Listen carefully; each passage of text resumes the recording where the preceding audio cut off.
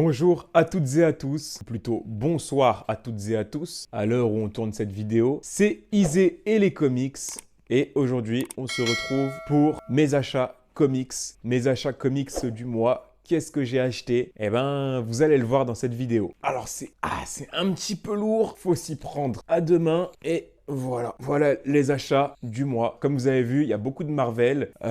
Panini a mis mon compte en PLS, il faut littéralement le dire. Alors, de quoi on va parler dans cette vidéo? On va parler du run de Garcenis et Steve Dillon sur le Punisher. On va parler du run de Straczynski et Olivier Coipel sur Thor. On va parler de Avengers, la séparation de Bendis, que j'ai eu dans la collection Must-Have. Et on va parler du crossover House of M de Bendis et aussi Coipel au dessin. Alors, pour commencer avec le Punisher. Alors, ce qu'il faut savoir, c'est que le Punisher de Garcenis et Steve Dillon, c'est un run que j'ai envie de lire depuis pas mal de temps. Pour ceux qui me suivent, vous le savez, j'en ai déjà parlé dans d'autres vidéos, notamment grâce à Preacher, parce que j'ai adoré, et en tout cas j'adore l'équipe créative de Garcenis et Steve Dillon sur Preacher, et j'ai vraiment hâte de voir ce qu'ils vont faire avec ce personnage de Marvel, sachant qu'en plus il faut se remettre dans le contexte de l'époque. À l'époque, Marvel était en banqueroute et du coup ils ont appelé Garcenis et Steve Dillon. Et Garcenis et Steve Dillon ont dit que oui, mais non, mais nous si c'est pour faire de la voltige, du Spider-Man, du super-héros classique, nous on n'a pas envie. On a envie d'avoir le droit de laisser libre cours à notre imagination et de pouvoir faire quelque chose de, entre guillemets, plus trash que du Spider-Man ou des trucs comme ça. Du coup, c'est un run sans retenue qu'ils nous ont pondu dans les années 2000. Et c'est mon premier run sur le Punisher. Vous allez voir dans cette vidéo, il y a pas mal de premières fois. Donc je vais vraiment découvrir le personnage. Je n'ai pas encore regardé la série non plus, il faut que je m'y mette. Là en ce moment, je suis en train de regarder Daredevil, que j'adore. C'est pour ça d'ailleurs que je n'ai pas acheté le run de Frank Miller, parce que j'attends de finir la série avant de me mettre sur le run de Frank Miller de Daredevil. J'attends vraiment de finir la série. Et du coup, bah là, le Punisher, je vais commencer le comics. Et une fois que j'aurai fini ce comics, une fois que j'aurai fini ce run, je me mettrai sur la série. Alors au niveau des dessins, Steve Dillon, c'est pas un dessinateur que j'aime beaucoup. Mais avec la plume de Garcenis, en fait, les dessins vont extrêmement bien avec l'écriture. Je ne sais pas si vous voyez ce que je veux dire, mais je trouve que c'est un duo qui marche énormément. Certainement que Steve Dillon, avec un autre scénariste, j'apprécierais peut-être pas autant, mais avec Garcenis, je trouve qu'ils ont vraiment une patte à eux et j'ai vraiment envie de retrouver la patte de Preacher avec le Punisher. C'est quand même deux gros bouquins, hein. Pour 36 € et quelques, franchement, vous en avez pour votre argent. Et en plus, sachant que là, il y a l'intégralité du run de Dillon et Garcenis. Il y a également Jason Aaron qui a aussi fait un run sur le Punisher. Ça, je lirai peut-être après. Mais voilà, en tout cas, il y a de la lecture. Franchement, il y a de la lecture. Et j'ai vraiment que des bons retours de ce run. Donc, j'ai hâte de vous en dire des nouvelles. Pour ce qui est de Thor de Straczynski. Alors, le Thor de Straczynski, il a été écrit dans les années 2000. Je crois qu'il a été écrit un petit peu après Civil War. Et du coup, Thor va entre guillemets subir les découlés de l'événement Civil War dans ce run. Il va également découvrir que son peuple est bloqué dans un cycle éternel. Donc ça a l'air d'être vraiment intéressant.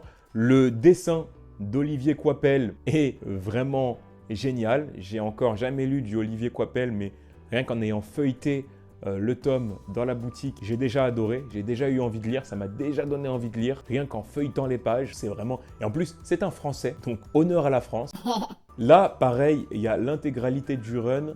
En ce qui concerne Straczynski, je n'ai encore rien lu de lui. Je sais qu'il a fait un run aussi sur Spider-Man. Il faudra que je lise. Le run de Straczynski sur Spider-Man, c'est quelque chose vraiment dont on m'a énormément parlé et qui est aussi énormément conseillé quand on veut lire du Spider-Man. Donc j'attends de voir. Il y a aussi également apparemment d'autres dessinateurs sur le run comme Djurdovic ou McCown. Donc j'ai hâte de voir leur travail, j'ai hâte de voir ce run. Apparemment, il y a aussi beaucoup de moments dans ce run qui ont inspiré les films, donc j'ai vraiment hâte. Encore une fois, Thor, c'est un personnage que je découvre en comics. C'est mon premier run de Thor, mon premier run complet. J'ai lu une partie du run de Jason Aaron dans le printemps des comics, que j'ai beaucoup aimé, la déesse du tonnerre. D'ailleurs, il y a un omnibus qui est sorti il n'y a pas très longtemps à l'occasion, à la sortie du film Thor Love and Thunder. Mais avant de m'attaquer à ce run, je préfère lire celui de Straczynski parce qu'il se passe avant. Et il est possible que dans mes prochains achats, si j'ai encore un peu d'argent, il est possible que vous voyez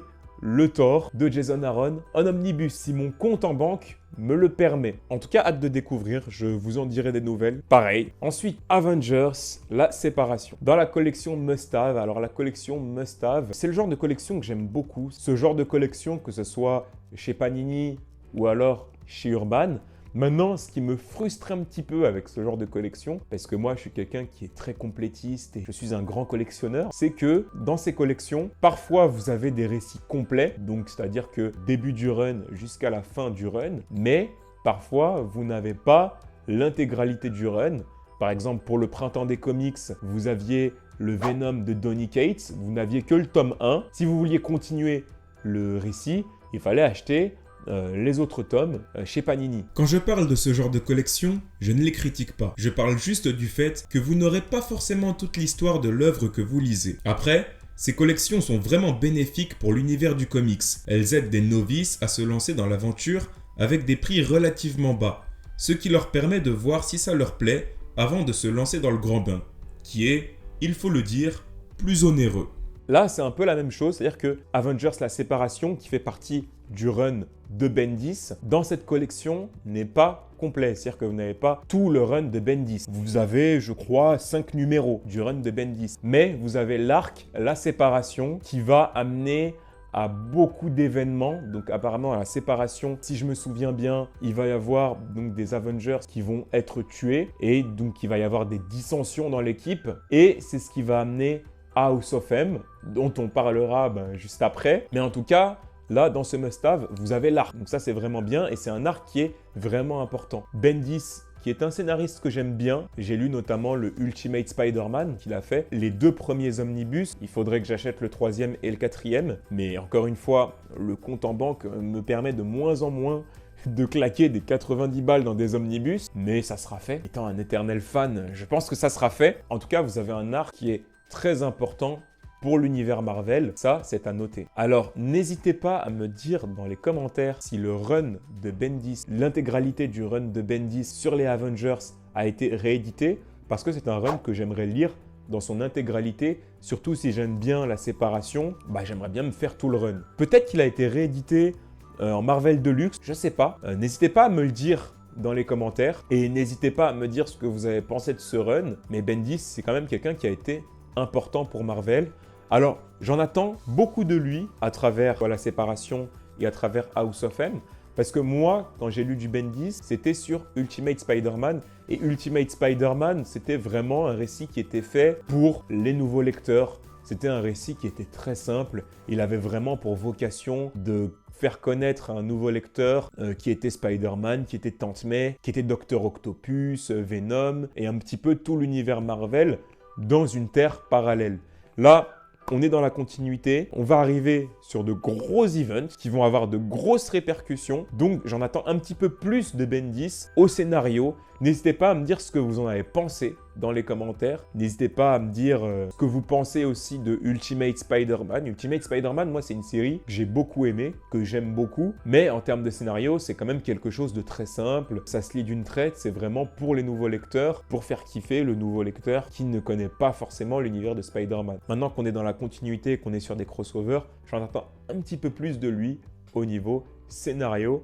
Mais je pense que je vais aimer. Au dessin, c'est David Finch. David Finch qui a fait pas mal d'épisodes, notamment sur la Justice League de Jeff Jones. Je crois que c'est ça, sur le run de la Justice League de Jeff Jones, qui a un dessin que j'aime bien, qui a un trait vraiment agréable. Je vais lire ça avec grand plaisir. Ensuite, le meilleur pour la fin, peut-être, le fameux event, notre fameux House of M. Alors, House of M, justement, c'est un event qui découle de Avengers, la séparation. C'est un event qui est paru dans les années 2000. Dans tout ce que je vous ai présenté, là, on reste dans les années 2000, 2005, 2006. C'est un petit peu, tout ce que je vous ai présenté, c'est un petit peu la même période. Et c'est un event qui va concerner la sorcière rouge, qui va se faire manipuler et qui va créer une réalité alternative, en fait. Et elle va être jugée, évidemment, par ses collègues, les Avengers. Il va y avoir pas mal de monde de l'univers Marvel dans cet event.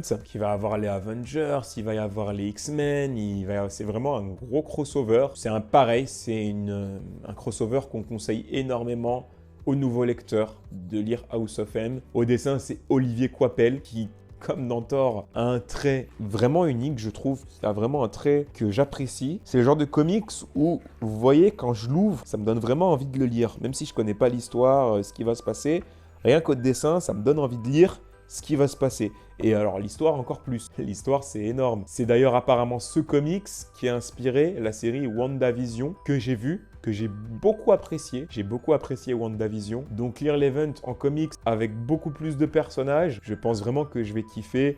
Alors encore scénarisé par Bendis qui a fait pas mal de choses chez Marvel. Il a aussi fait un run sur Daredevil. Comme je vous disais, sur Avengers La Séparation, j'en attends pas mal de Bendis. Et j'attends vraiment qu'ils mettent, entre guillemets, des claques scénaristiques. Mais j'en doute pas de tout ce qu'on m'a dit de cet event, etc. N'hésitez pas à me dire ce que vous en pensez. J'en doute pas. En tout cas, voilà pour mes achats. Donc pas mal de Marvel, même que du Marvel ce mois-là. N'hésitez pas à me dire, pareil, s'il y a des runs que vous me conseillez, des auteurs, dessinateurs que j'ai évoqués. N'hésitez pas à me les mettre dans les commentaires. Par exemple, je sais que pour Straczynski, il y a le run de Spider-Man qui est énormément conseillé en plusieurs icons que je pense j'achèterai un jour. Encore une fois, tout dépend de mon porte-monnaie, mais c'est quelque chose qu'il faut que je lise. Olivier Coipel, s'il a œuvré sur d'autres œuvres, n'hésitez pas à me le dire. Si vous avez d'autres crossovers intéressants et accessibles aussi pour des lecteurs entre guillemets débutants, un petit peu comme moi, n'hésitez pas